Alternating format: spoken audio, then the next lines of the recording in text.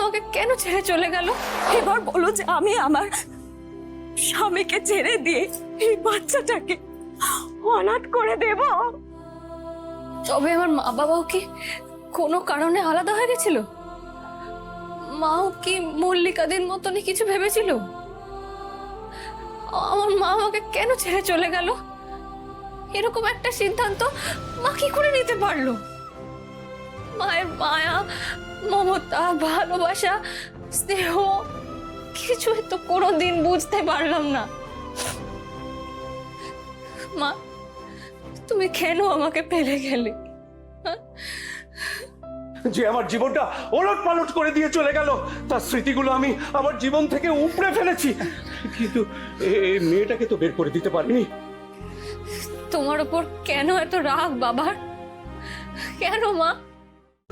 আজই ডাউনলোড করুন আর এনজয় করুন আপনার পছন্দের শো।